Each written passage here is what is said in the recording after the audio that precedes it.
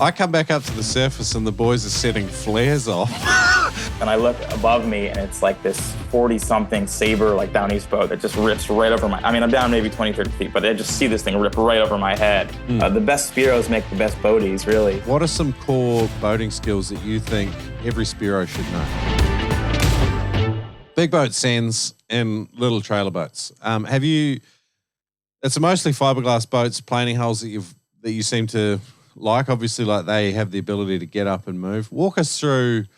Obviously, you grew up with boats, but what are some core boating skills that you think every Spearo should know? I didn't G you up for this at all, by the way.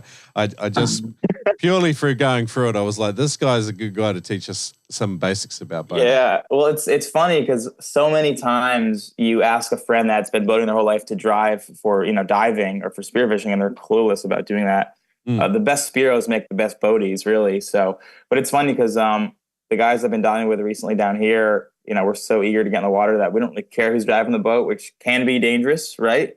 And I have a story about that as well. We were up north, and we've been diving like a lot of small boats when we were younger up there, like 17 Montauk whalers, and like boats that just like get put away wet, don't get maintained at all. Like you're lucky if it starts kind of boat. And so we took one of those off of Rhode Island, a couple miles off Rhode Island. And me and my buddy Eric were diving, and his college buddies from like Ohio, who'd barely been on a boat at all, were driving. And so we're in the water, and we're like 2 miles kind of outside of the inlet. And they're drifting further and further from us. We're like, what the heck's going on? Well, the engine shut off, and they couldn't get it turned over. They couldn't get it back on. So they're drifting away from us, and we're just out there. And like I say, we're kind of like not in the inlet, but we're like in front of the inlet. And so I'm doing dives, and I hear like a pretty loud boat engine. And it's like loud enough where I'm not going to go up quite yet. And I look above me, and it's like this 40-something Sabre, like down east boat that just rips right over my, I mean, I'm down maybe 20, 30 feet, but I just see this thing rip right over my head. And I'm like, okay, this is not good. Like this could be dangerous. So eventually those freaking idiots got the boat turned over and got up to us. But yeah, I mean, you want to obviously like, don't be on your phone, be cautious, be looking around, always keep your eyes on the divers. You want to like, don't have the boat positioned so you're looking into the glare of the sun as you're looking at the divers, kind of be on the opposite side.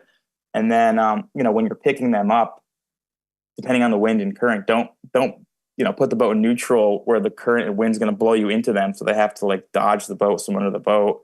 And if there's float lines out, be positioned in a way that you're not running over the float lines and getting the float lines tangled up into the engines and all that. Yeah. But, most importantly, just be safe. And make sure the boat's in neutral, and yell neutral when the boat's in neutral. And, there's a lot that goes into it, but, with practice. And then, of course, there's the how do you get on the spot, right? How do you drop the divers based on the conditions so that they're drifting over the correct spots? And, so a lot of times, like someone a little more experienced will say, all right, here's the pin where you need to be, drive right over that pin. And we just kind of work it that way.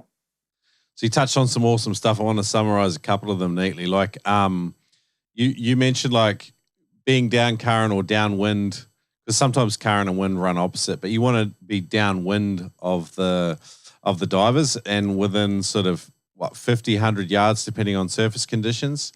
And then as you approach them, you're shutting the engine off early enough that you're going to sort of slowly drift up to them.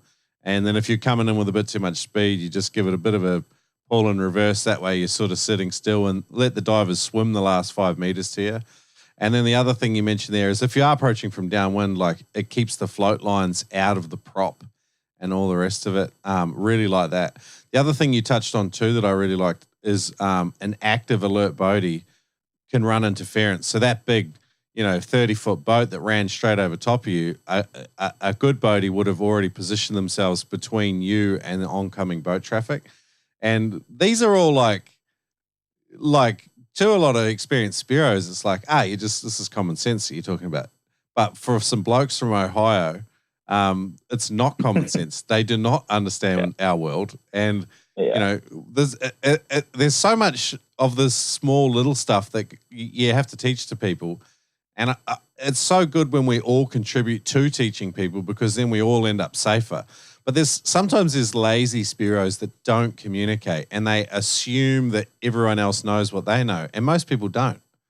So it's good that you've sort of thought your way through it. I love that, man. One more though, Shrek, I would say is, when your divers are underwater, just be mindful. Don't be shifting the gear forward, neutral, reverse. Don't be revving it up because, sound travels underwater and it can be distracting and make your guy that's on the bottom trying to have a relaxed dive kind of anxious. So there's that tip too. Yeah, so those low revs, like not a lot of moving between forward and reverse, tending to use neutral. Do you shut your engine off if you're running boatie and you've got like 3 guys out and you're chasing some skittish pelagic species? Let's just say you've got like a 500-yard drift and then you're dropping them off at the top and then picking them up at the bottom. Do you like to shut the engine off, particularly if you've got calm sea state and a reliable boat? No, we just put it in neutral. Usually it's a great idea to shut it off, of course, that way you can't bump into the throttles and have it go in gear as people are climbing over the engine, over the lower units, getting close to the props. But no, we normally trust our guy, and depending on the boat too, if and the controls and all that, it's a great idea to shut the engines off. But, we're doing lots of drifts. We're trying to maximize our time. So usually neutral is good enough. The boys dropped me off a little while ago and they weren't sure about this bit of ground. So I jumped over to scout it before everyone else bothered to gear up and jump in. And I jumped in and it was off the chain. And I did a drop and I was like, yep, this is the spot, boys. And I didn't shoot anything. I just come back up and told them. And then they were like, sweet. And they started gearing up and then someone shut the boat off. And then I've dropped down again and there's this like prime maricod, which is, I don't know if you can remember them while you're over here, but like a good, like 50, 55 centimeter maricod is like really, really highly regarded. And he was like 20 meters away from me and I didn't quite have the legs to get him on that dive. So I came up and breathed up, but I kind of knew where he was. So I was going for my next drop. I come back up to the surface and the boys are setting flares off.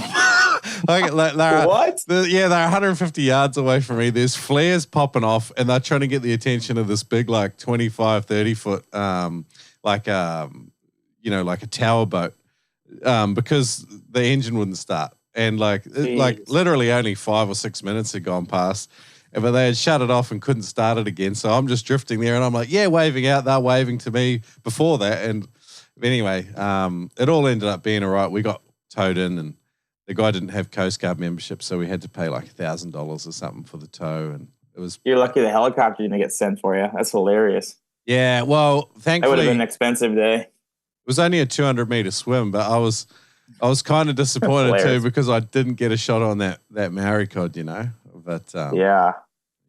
That's a shutting off the boat tail I wanted to share because that can happen too, like when you shut it off.